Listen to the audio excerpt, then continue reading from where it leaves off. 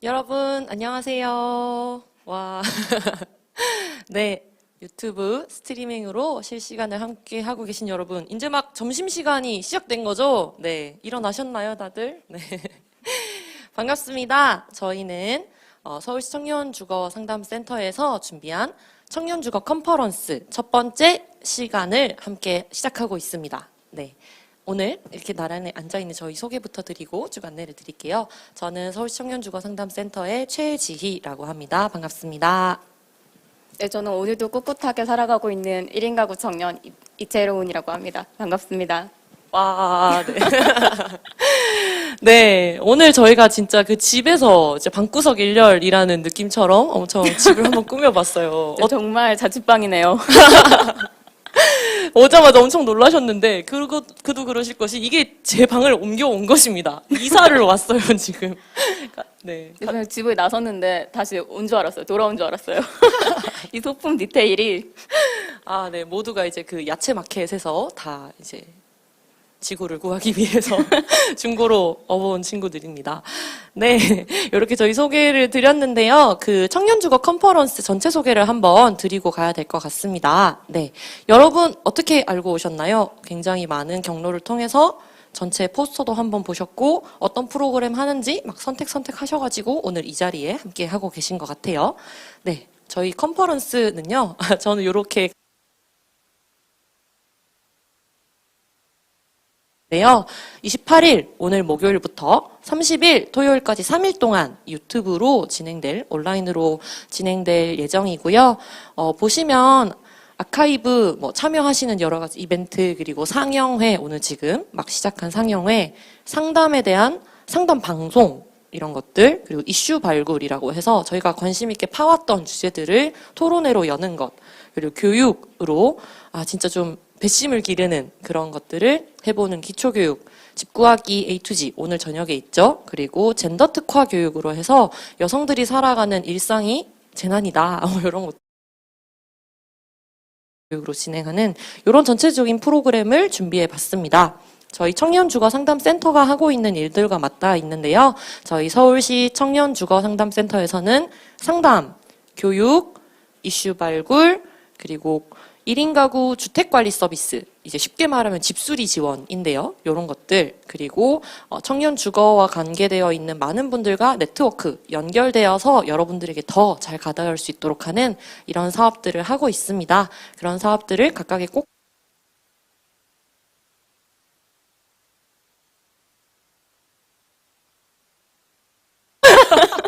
네, 그렇습니다. 네, 그러면 오늘 다시 첫 번째 이야기로 돌아와 보겠습니다. 오늘 여러분 상영회라고 해서 엄청 기대하셨죠? 네. 기대하시면 됩니다. 오늘 저희는요, 저희가 이슈 발굴 중에서 청년분들이 내가 이런 거 좀 파보고 싶어 하시면 그걸, 하십시오 하고 지원 드리는 게 있습니다.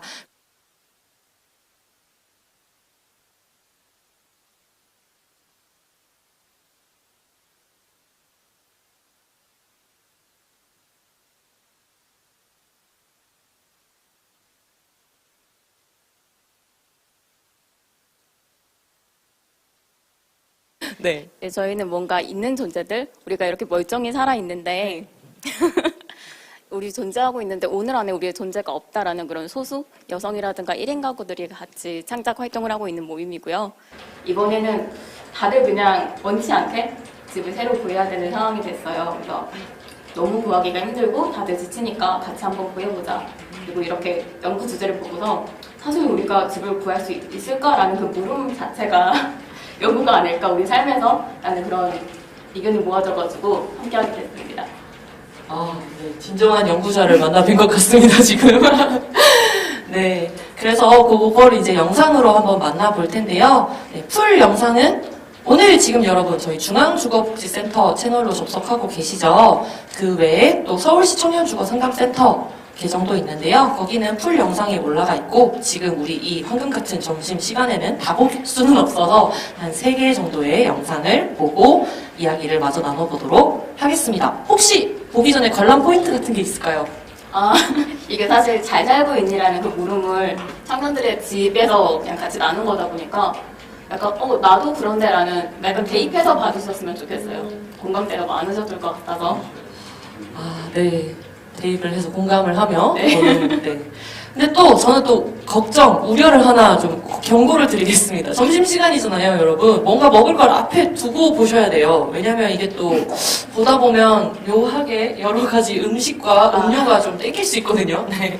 식욕이 폭발하실 수 있으니 반드시 먹을 것과 함께 보시는 것을 추천드리며 영상 함께 보도록 하겠습니다.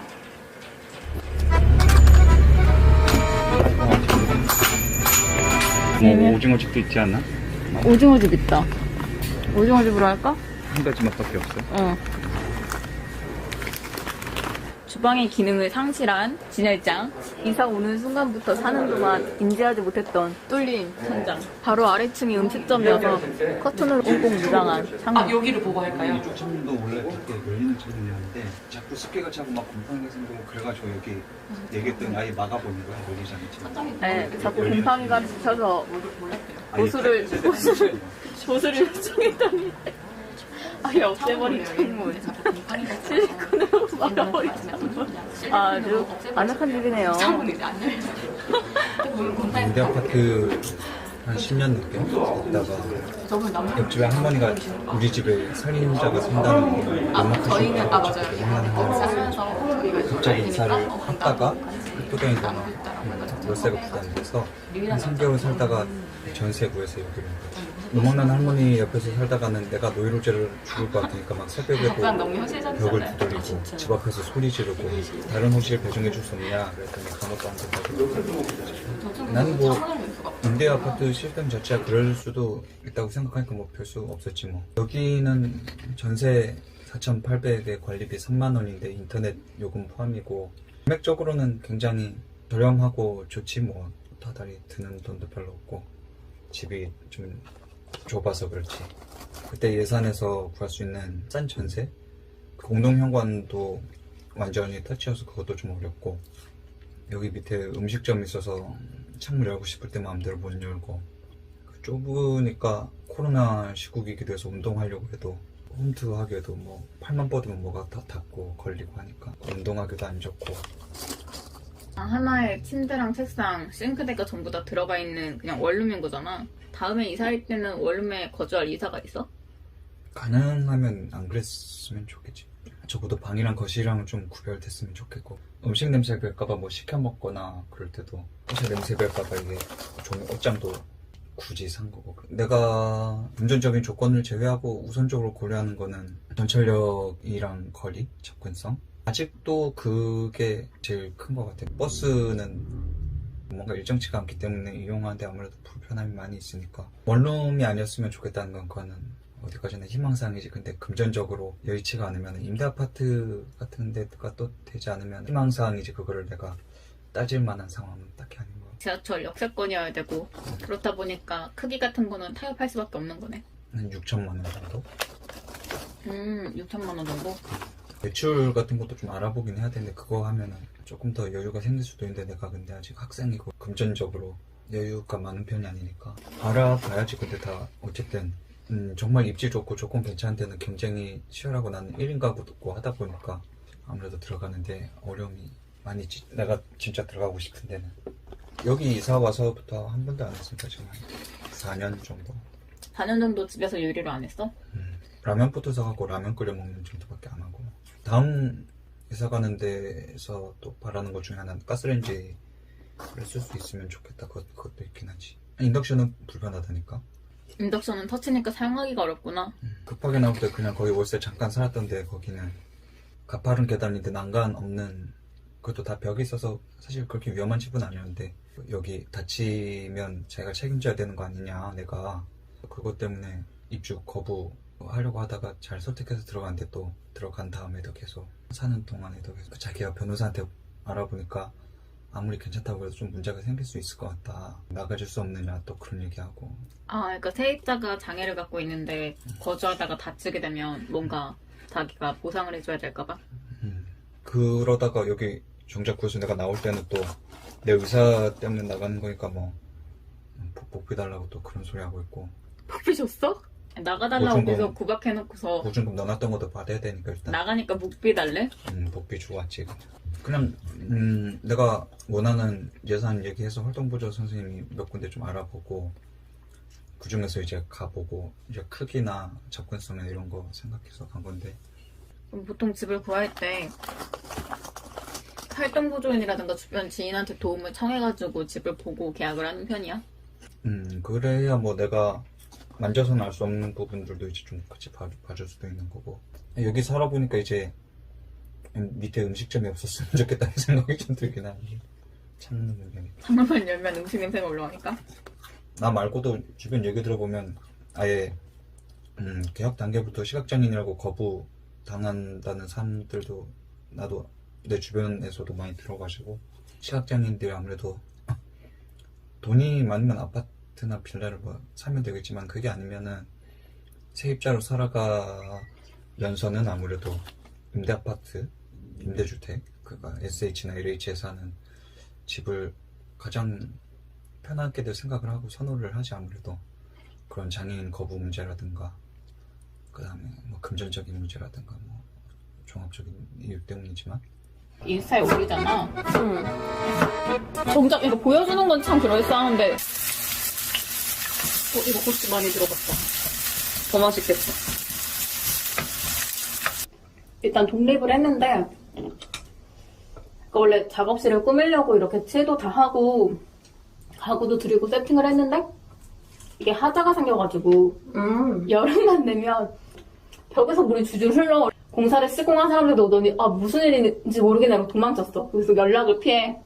근데 집주인이 건물을 팔려고 내놔가지고 독립은 했지만 빨리 다른 집을 알아봐야 되는 상황? 그런 상황? 굉장히 아무런 상황? 내가 조건을 말하는 게 참 의미가 있나 싶긴 하지만 배부른 소리 한다라고 할 수도 있지만 원룸이 싫어. 당연한 거야. 그러니까 나는 아니 1억 5천 들고 투룸 구하는 게 왜 뜬구름 잡는 소리가 돼버렸죠? 작업실에 누수랑 곰팡이 문제로 너무 고민을 많이 했기 때문에 반지하가 싫어. 그리고 난 사실 내가 1억 5천이라는 거는 대출 1억 끼고 내 돈 5천만 원 끼고가 부동산 아저씨들이 그런다? 이 돈 갖고 있으면 못 구한다고? 근데 적은 돈이긴 하지만 나한테는 전부야. 근데 나는 내 전부를 내놓고 반지 하나 원룸에 살고 싶지 않은 거야.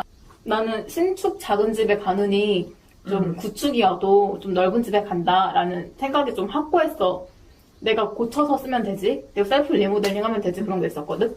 사회주택이라든가 청년주택이 좀 부정적이었던 게 안 싸더라고.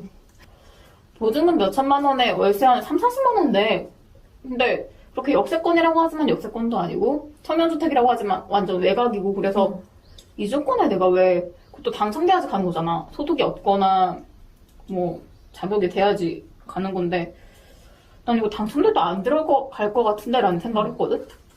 근데 요즘은 조금 생각이 변했어. 당선되면 가겠다? 당첨되면 가겠다로 변했던 게 그러니까 난 일단 구축에 살면서 겪는 문제가 너무 지치는 게 내가 이번에 살면서 느낀 게 녹물이 해결이 안 돼. 그러니까 오래된 집에는 녹물이 나와. 근데 씻거나 요리를 할 때 그 녹물이 너무 신경 쓰여서 필터를 쓰는데 보통 그게 6개월에서 1년을 써야지 색깔이 변하는 필터인데 오래된 집이다 보니까 2주가 돼도 새까매지는 거야. 안을 고친다고 해도 이 집에 본질적인 거 고칠 수 없구나. 그리고 나는 원래 전세만 생각하고 있었는데 전세가 없겠구나. 이건 사실 월세도 각오를 해야겠구나라는 쪽으로 좀 마음이 달라졌어. 왜냐면 예전엔 전화를 하면은 한번 알아볼게요 그렇게 말은 했었거든. 근데 요즘은 전세가 없어요. 그냥 끊어. 내가 집을 보고 싶어도 볼 수 있는 집이 없더라고. 그 싱크대랑 세면대도 없는 집이 많더라고. 맞아. 다행히도 나는 중간에 좀 조율을 해서 그걸 설치하고 들어갔는데 난 진짜 옵션은 바라지도 않아. 그리고 옵션으로 있는 가구들이 너무 열악하고 냄새가 나서 솔직히 말하면 쓰고 싶지도 않아. 근데 타협점은 점점 늘어날 거고 맞아. 점점 늘어날 거고 막 지금도 늘어나는 중이고 사실 지금 언급되지 않은 모든 걸 타협했다고 보면 돼, 이미. 집주인이 그나마 좀 양심적인 사람이었으면 좋겠다는 거. 집주인이 연락도 안 되고 집주인이 좀 깡통 전세라든가 그런 식으로 좀 부동산 투기꾼? 그런 게 좀 중요한 것 같고, 내가 제일 기피하는 건. 근데 사실 내가 인간답게 산다기보다는 주거 문제에 있어서는 내가 그냥 생존한다고 생각하거든? 마지 못해? 네. 생존을 위한 최소 조건도 못 되는 것 같아. 물론 지금 양보했어. 지금 다 양보한 상태지? 양보했지. 뭣도 모르고 들어와서 지금 다 양보, 강제로 다 양보당한 상태지. 난 좀 자취를 여러 번 했는데 보증금 반환이 진짜 너무 고민이었던 게 이사를 가면 보증금을 받아야 되잖아. 근데 항상 세입자가 구해줘야지 돈을 준대. 근데 이런 일이 진짜 많을 것 같아. 세입자가 안 구해줬고 그분이 나한테 이사를 가면 꼭 돈을 돌려주겠다라고 해서 그 말을 믿고 이사를 갔는데 돈을 안 돌려주셨어. 이번에 내가 집을 내놓으면서도 느끼는 건데 평일에 나한테 집을 보여달라는 요구를 자주 하거든? 아무래도 건물을 내놨으니까 집주인분이. 근데 아무래도 일을 하고 있거나 바깥에 외부 일정이 있는 경우에는 미리 한 3일 전, 이틀 전에만 약속을 잡아주세요라고 요청을 드렸는데 그냥 당일날 막 30분 전에 전화해가지고 집 보러 가도 돼요라고 하는데 집은 나한테 편안한 공간이잖아. 내가 약간 좀 널브러져 있을 수도 있고 집안이 엉망일 수도 있고 죄송하지만 몸 상태가 안 좋아서 안 된다. 외출을 해 있어서 안 된다. 바뀌다 이렇게 거절을 하는데 그럴 때마다 듣는 말이 비밀번호 알려주세요 그러거든? 내가 없는 집에 비밀번호를 알려주고 타인에 드린다는 게 불안하잖아. 그러니까. 그리고 아직까지 우리의 계약 기간이잖아. 일단은 아직은 내가 지금 보장받은 내 거주 기간인데 내가 집주인 건물 파는 걸 협조해주기 위해서 이렇게 비밀번호를 건넨다는 게 나는 너무 불안하기도 하고 왜 그래야 되지 그런 생각이 들어서 여자 혼자 사는 집이고 그거는 곤란하다.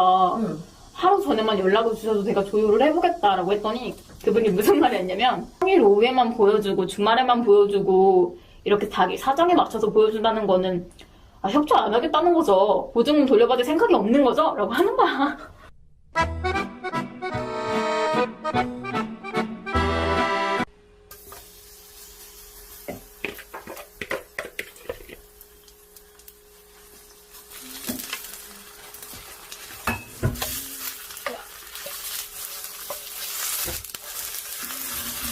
망했다.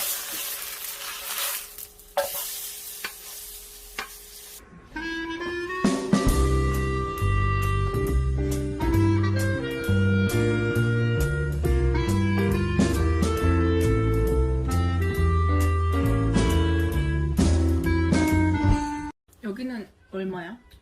여기 지금 1억. 나 좀 집 보러 다니는데 2억 미만으로 매물이 없어. 맞아. 그래서 이런 다세대만 아마 1억 정도로 가능할걸? 근데 이 집 구하기 전에 어떤 집들에서 살고 있었어? 나는 기숙사 생활을 좀 오래 해가지고 대학원 2년 동안은 기숙사였고 그때는 사감하고 있어가지고 대학교 때 자취를 해봤어. 학교 근처에서. 기숙사 생활도 하다가 자취도 하다가 이렇게. 그때 자체 조건이나 환경은 어땠어? 그때도 이런 다세대. 근데 좀 여기보다 작아. 그러니까 방 사이즈는 이거랑 비슷한데 주방이랑 여기 공간이 없어. 그러니까 주방이랑 거실이 전혀 없는? 그런 방이었지. 그래서 방만 2개 해가지고 그때는 4천 정도였나? 별로 안 비쌌어. 하긴 그때는 옛날 너무 옛날이고 또 학교 근처고 우리 대학생 때 생각하니까 벌써 10년 전이잖아. 그래서 대학원 졸업하고 처음으로 독립한 집이 어디였지? 그때 한남동에서 직장 근처로 하나 구했지. 그때도 전세. 그때는 6,500이었나? 근데 거기가 약간 재개발 막 맞아. 되고 있는 곳이라서 언덕에 있는 대신 저렴했지. 그래서 전세가 가능했고. 솔직히 한남동에서 6,500 하면 거의 뭐 정말 오래된 집이야. 1억도 아니 6,500. 그때도 방이 2개였어. 근데 구조가 좀 이상했지. 약간 누가 봐도 진짜 혼자 살기 위한 방 2개를 그냥 이어붙인 느낌? 누가 봐도 불법 내주. 그 되게 습했어 거기는. 너무 옛날 집이고 위치도 안 좋았어. 거기가 정화조가 집 안에 있어. 나 그게 제일 충격적이었어. 그래서 정화조를 하려고 1년에 2번씩 오는데 그 사람들 올 때마다 방충망을 뜯어야 되는 거야. 그러니까 말이 안 되는 거지, 내 입장에서. 근데 오른쪽, 그러니까 딱 들어갔을 때 오른쪽, 왼쪽 방이 나눠지는데, 오른쪽 방은 바퀴벌레가 있고, 왼쪽 방은 개미가 있으니까. 마지막에 개미 때문에 쫓겨났지. 난 그때 언니가 개미가 보인다길래, 그냥 언니 개미는 한두 마리 보일 수 있어라고 했는데, 딱 가니까 진짜 바닥이 새까맣게 그래. 개미를 뒤덮여서. 몇 개월은 비어 있었어, 집이. 난 그때 언니가 살던 집을 버리고 잠깐 우리 집에 머물러도 되냐고 얘기하길래 언니 개미 보자 개미로 언니 왜 그치, 그래? 그치. 다들 그 생각이야. 다들 어머 개미 좀 나온다고 집을 버려 그랬는데 그래. 다들 그 생각. 그러니까 아무도 내 말을 안 믿어주는 거야. 언니 지금 여기 재계약 할 거야? 나는 안 하고 싶어. 난 이런 집 말고. 이런 집이 다세대 말고. 아니 이런 집이 어떤 집인데? 그러니까 다세대 말고 내가 좀 이쁘게 꾸밀 수 있는 그런 집이었으면 좋겠어. 약간 체리 몰딩, 옥색 몰딩 말고 아, 물론 내 선택권이 또 있을지도 모르겠다. 아무튼. 그럼 집을 구할 때 이것만큼은 절대 안 된다. 이런 집에선 못 산다 그런 거 있어? 벌레 나오는 집? 다시는 못 겪을 것 같아. 근데 이 집이 진짜 신기한 게 벌레가 한 번도 안 나왔어. 벌레 안 나오는 집만 아니면 돼? 일단은 그게 우선이고 그냥 희망하는 거는 이런 다세대가 아닌 좀 그러니까 막 벽지도 좀 깔끔했으면 좋겠고 내가 좀 꾸미고 싶게끔 일단 지금까지 집을 하나도 내가 먼저 보고 들어간 데는 없어. 다 엄마가 결정해준 내 돈이 아니니까. 나는 1,000만 원밖에 안 돼. 나는 결정권이 없다고 보면 돼. 그래서 항상 나는 집도 못 보고 그냥 엄마가 매물 구했다 그러면 왜냐면 지금 1,000만 원으로 집을 구할 수가 없으니까. 언니가 여태 살아온 집은 체리 몰딩이나 옥색 몰딩 그리고 무옵션 다 뭐. 그리고 약간 좀 주택가 재개발 지역. 그치. 뭐 언니는 주거 문제에 있어서 가장 스트레스 받는 게 뭐야? 벌레? 벌레랑 내가 원하는 집을 못 사는 거. 그냥 어떻게 보면 부모님이 찾아준 집을 그냥 살아야 되는 거? 그러니까 평생 기숙사 살았고 아니면 부모님이 정해준 집에만 살았기 때문에 언니가 한 번도 집을 결정하거나 고른 적이 없는 거구나. 그치. 언니가 사는 집인데도. 그치. 나는 그랬어. 근데 또 친구들은 그 얘기 하더라.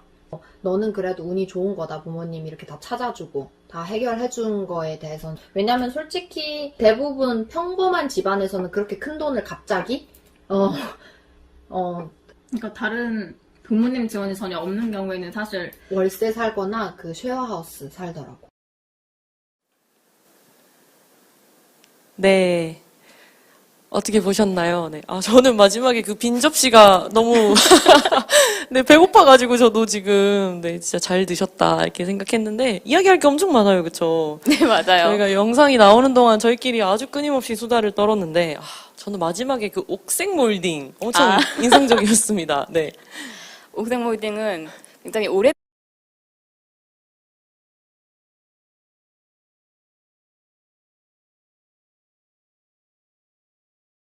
이라길래 저는 도대체 옥색 몰딩이 뭘까 이렇게 했었거든요. 네. 그리고 또 인상적이었던 게 돌침대를 또 마지막 영상에서는 이야기를 해주셨어요. 네. 맞아요. 아무래도 부모님이 집을 다 정해주시고 가구도 부모님이 약간 중고로 넣으시는 거예요. 이사를 자주 하니까 비싼 새 가구를 드릴 수가 없어서 그렇다 보니까 돌침대가 있더라고요. 패밀리 사이즈. 와, 엄청 크네요. 그쵸. 또 마다 그 짐을 또 다 어떻게 하기가 되게 어려운 것 같아요. 또 그래서 말씀해 주신 게 10년 전 시세다 이런 이야기도 해주셨던 게 전 좀 기억에 남거든요. 네. 네, 저 친구 같은 경우는 아무래도 한남동이라든가 은평구라든가 재개발 지역에 약간 재개발을 기다리고 있는 오래된 다세대 주택만 살다 보니까 약간 집값이 굉장히 저렴했어요. 그래서 저 친구가 산 곳들이 문제가 많긴 했지만 시세를 들으면 말도 안 되는 가격이구나. 진짜 10년 전 시세니까 참아야지. 약간 그런 집들에서만 살았기 때문에. 그렇죠. 근데 또 그래도 10년 전 시세여도 헉한다 이런 얘기도 또 했었습니다. 재개발 지역에 누가 살까라는 이야기에서 사실 생각보다 뭐 다들 다르시겠지만 생각보다 청년들이 굉장히 많이 그 지역에 살고 있다 이런 이야기를 또 담아 주신 것 같기도 해요. 또 실제로 경험이 있으시다고. 실제로 네. 저도 금천구에 재개발을 앞둔 아파트에서 살았어요. 그러니까 LH 전세 같은 경우는 당첨이 돼도 LH 전세에 협조해주는 매물이 없거든요. 근데 저렇게 오래된 집들은 협조를 해줘요. 그렇다 보니까 들어갈 수밖에 없었죠. 빨리 나가기도 했어요. 제가 내놓으니까 바로 청년들이 계약을 했습니다. 아, 또 이제 내가 나간 자리에 또 비슷한 또래 청년들이. 네, 같은 처지의 청년들이. 그렇죠.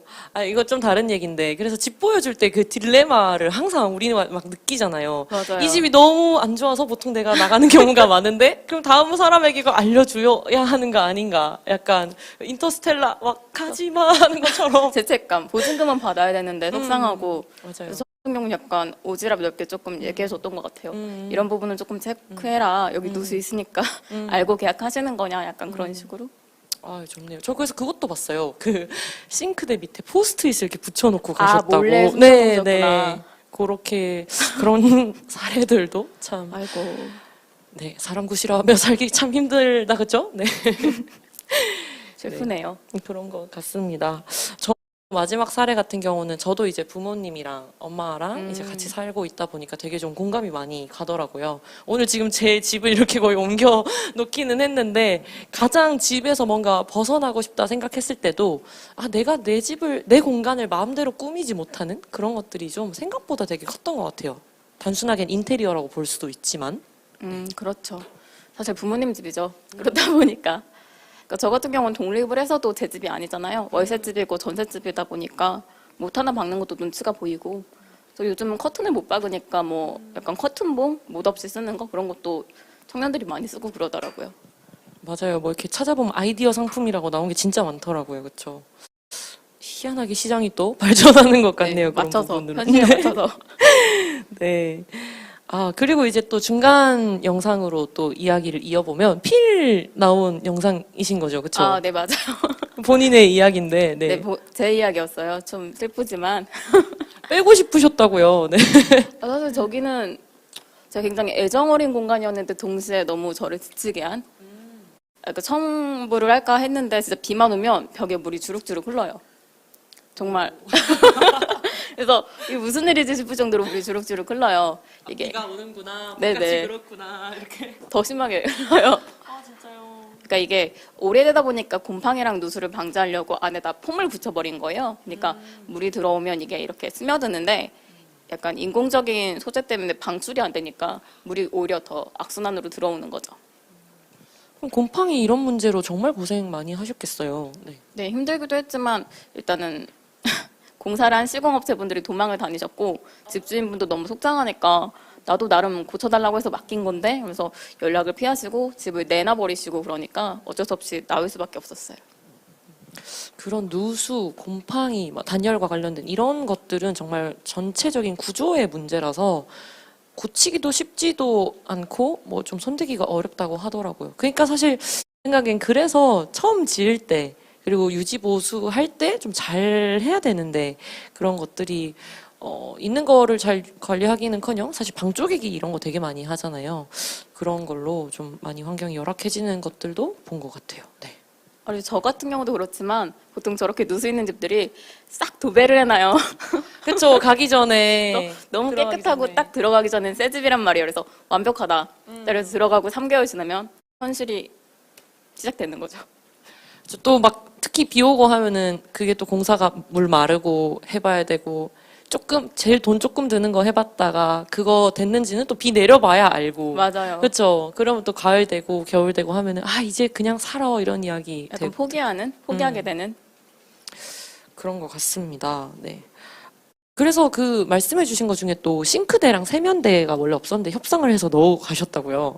네, 맞아요. 싱크대랑 세면대가 사실 당연히 있어야 되는 건데 뭐 현실에 맞춰서 살다 보면은 집들이 굉장히 많더라고요. 그래서 저는 좀 전세금을 조금 조율을 해가지고 넣기는 했는데 사실 그 집만 아니라 다른 집을 갔을 때도 싱크대 없는 집, 세면대 없는 집이 굉장히 많았어요.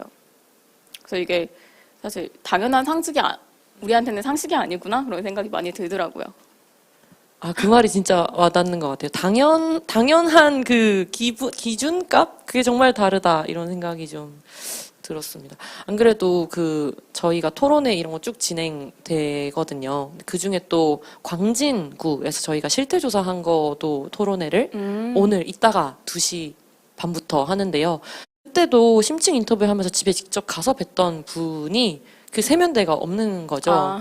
그래서 그걸 설치를 하신다고 막 이렇게 막 찾아보셔서 나무도 이렇게 치수 맞춰서 재단하시고 그 왜 카페 같은 데 가면 이렇게 이렇게 밑에 이렇게 해놓은 거 네네. 아시죠? 간이 싱크대 그런 거군요. 간이 싱크대, 간이 세면대. 그래서 그거를 설치를 하려고 막 벼르고 계신 것들이 또 장면이 생각이 났어요. 네. 그것도 한 40만 원 돈 들더라고요. 저도 설치 안 해주시려고 해서 알아봤었어요. 와, 간이로 설치를 내가 하려고 해도 40만 원이 네, 드는군요. 맞아요. 부담이죠. 참 그렇게 사는 집을 사실 1년, 2년 정도밖에 못 사는데 또 그 돈 들이는 게 또 어렵기도 하고 그런 점에서 제가 친구가 이제 또 해준 말도 제대로 된 집 가면 제대로 된 옷장 하나 사서 해야지 했는데 그게 옷장 없이 산 지 10년이 지났다고 그 얘기를 해주더라고요. 또 왕자인 거. 그렇죠. 왕자인 거. 네, 국룰이죠. 네. 옷장은 사치죠. 그렇죠. 근데 또 원룸이면 또 옷장 이어도 좀 그렇지만 행거 이렇게 또 걸어놓으면 또 요리를 해먹거나 이런 것들이 좀 어렵잖아요. 첫 번째 맞아요. 이야기에서도 또 오징어 집에서도 그런 이야기 나왔던 것 같은데요. 네. 네, 사실 저희가 터놓고 전전긍긍이 약간 주거 문제로 전전긍긍하는 청년들이 같이 전이나 부쳐 먹으면서 약간 그래서 전긍긍이군요. 네 맞아요. 그래서 같이 전이나 부쳐 먹으면서 우리 어떻게 살고 있는지 허심탄회하게 얘기나 해보자 약간 이런 의도였어요. 근데 의도와 다르게 전을 부쳐 먹을 수 없는 환경에 거주하는 친구들이 굉장히 많더라고요. 이 오징어 집에 사는 친구도 그랬어요. 그래서 전 대신에 과자를 네, 사서 네네. 심지어 집에 있는 시간이 5시간 미만이다 보니까 직장에 가서 찍은 분도 계시고요. 그러면 우리가 본 영상들 중에 집이 아니라 직장에서도 네, 맞아요. 있으시군요. 10년 동안 오피스텔에 거주한 친구분은 직장에 제가 가서 찍었어요. 그렇구나. 그러고 보니 생각나는 게 저희도 뭐 이제 교육하거나 뭐 이렇게 줌 뭐 인터뷰하거나 이렇게 하다 보면 생각보다 꽤 집에서 이게 네. 집에 방음이 안 되거나 이런 여건 때문에 어디 막 카페를 가시거나 커뮤니티 뭐 카페는 보통 다 가죠. 뭐 이렇게 회사까지 가서 뭔가 하시는 경우를 많이 또 접했네요. 맞아요. 여기에는 아까 상영되지 않았는데 성민이라는 친구의 주거 영상도 나오거든요. 그 친구 같은 경우에는 창문을 옆방이랑 공유하는 곳에 살았대요. 그 구조를 좀 설명을 해주시죠. 제가 그거를 처음에는 글로 보고 네. 그러니까 방이 이렇게 2개인데 창문 끝이 옆방에 있는 거예요. 그래서 이렇게 창문을 열고 싶으면 이렇게 쓱 옆방 눈치를 보고서 열고 닫고 해야 되는 거죠. 공유를 한다는 거죠. 네, 에어컨 절반도 옆방에 있고요. 그러니까 불법 개조한 집이다 보니까 그렇게 된 거겠죠. 방 쪼개기를 하면 그렇게 되는 거네요. 근데, 네. 저는 사실 이제 고시원 실태조사 이런 거 할 때 그 사진으로 봤었거든요. 네. 에어컨이나 말씀하신 창문도 반반씩 쓰고 또 그런 집 많더라고요, 생각보다. 보일러 컨트롤러. 그쵸. 그게 한 집이었던 거를 쪼개가지고 대문 밖에 보일러 컨트롤러가 있는 맞아요. 거예요. 나는 더우니까 내리고, 나는 추우니까 올리고. 맞아요. 그런 집들을 또 말씀해 주셨습니다. 오징어 집, 저는 되게 인상적이었는데, 네, 눈앞에 과자가 있어서 그런 건 아니고요. 네. 오징어 집은 왜 오징어 집인가요? 일단 딱 들어갔을 때 이게 사람 사는 집인가라는 생각이 일단 들었던 게 창문을 열 수 없으니까 굉장히 어두웠고 환기도 시킬 수 없거든요. 밑에는 야식 배달 전문점이 있고 뭐 창문도 곰팡이 문제로 다 실리콘으로 막아버렸기 때문에 그래서 굉장히 좁고 어둡고 그런 게 약간 심해 바다 같은 이미지이기도 했고요. 동시에 요리를 못해 먹다 보니까 뭔가 대체할 다가를 찾는데 딱 그 친구가 개인적으로 오징어를 담기도 했어요. 그래서 딱이다. 오늘 너희 집 얘기를 하니까 딱이다. 그래서 오징어 집을 고른 것도 있고요. 되게 맛있게 드시더라고요, 두 분 다. 네. 맛있더라고요. 그렇죠. 간만에 오랜만에 먹으니까. 또, 네, 그렇습니다. 그 친구가 이번에 사회주택으로 이사를 했는데 그 사회주택이 또 가오리역에 있어요. 그래서 약간 가오리랑 오징어랑 연관되는 그런 것도 있고 연결 지점도 있고 그래서 오징어 집으로 명명을 하긴 했습니다. 소름 돋는 연관성입니다. 네. 저는 또 이렇게 보면서 중간에 왜지? 라고 생각했던 부분이 있었었는데, 네. 그, 임대인, 그러니까 집주인, 저는 사실 아. 집주인이란 단어를 별로 안 좋아하는데, 아, 임대인. 네, 임대인 분이 계약을 거절하고 싶으시면서 너가 다치면 내가 책임을 져야 되잖아. 뭐 이런 말을 했었잖아요. 네네. 첫 번째로 갑자기 다치는 이야기가 왜 나오지? 라는 게 하나 좀 궁금하기도 했었고. 근데 임대인이 집에서 다쳤다고 그걸 물어줄 걱정을 하는 저렇게 대단한 사람이 있단 말이야. 이 생각이 들더라고요. 너무 간대하고 따뜻하다. 네. 와, 저렇게 사고가 확장이 된다고? 아, 그러니까 이 오징어 친구 같은 경우에는 시각장애를 갖고 있어요. 그러니까 저희 같은 경우는 보이는데도 너무 집을 구하기 힘든데 신체적인 장애를 갖고 있는 경우에는 어떻게 집을 구할까? 특히 볼 수 없는 시각장애인의 경우에는 어떻게 구할까라는 궁금증이 생겼고 그래서 같이 활동하고 있는 친구를 섭외하게 된 거였거든요. 그러다 보니까 이 친구가 시각장애가 있다 보니까 집주인분이 집이 망가질 것 같기도 하고 네가 행여 다치면 뭐 고소하면 어떡하냐 그런 이유로 나가달라고 했다고 하더라고요. 그럼 약간 핑계 같은 건가요? 근데 사실 다칠 대상은 임차인이 아니라 집이었던 것 같아요. 관리하기 어려울 테니까 내 집이 상하면 어떡하지? 약간 그런 걱정. 그러니까 불날 수도 있고 뭐 네가 어떻게 할 거냐. 불이 나거나 이게 누수가 생기면 네가 어떻게 대처할 거냐? 그런 말도 자주 하셨다고 해요. 아, 그런 우려를 실제로 많이 받으시겠어요. 그래서 인상적이었던 게 저는 처음에 서울에 딱 와서 이렇게 방들을 막 보러 다닐 때 다 전기잖아요, 그게. 네. 그래서 야, 서울은 트렌드가 빠른가 보다. 다 전기네, 가스를 안 쓰네. 이렇게 생각했었는데 나중에 알고 보니 그게 이제 다 불법으로 용도를 변경하거나 뭐 그런 것 때문에 사실 가스를 못 넣어서 보통은 그렇게 하는 거더라고요. 또 근데 그러면 요리에 또 어려움이 다르게 있으시다고. 아, 네, 맞아요. 시각장애를 갖고 있는 경우에는 가스불 같은 경우는 어느 정도 켤 수 있는데 터치로 된 가전제품은 전혀 못 쓰거든요. 그러니까 뭐 인덕션이라든가 그런 거는 거의 사용이 어렵죠. 그러니까 그 친구는 주거 환경이 열악하기도 했지만 애초에 신체적인 장애 때문에 요리를 할 수 없는 상황이었어요. 네. 근데 저는 그 창문이 막혀 있다는 게 진짜 좀 인상적이었어요. 아, 창문에 곰팡이가 펴? 그러면 없애버리겠어. 약간 그런 해답.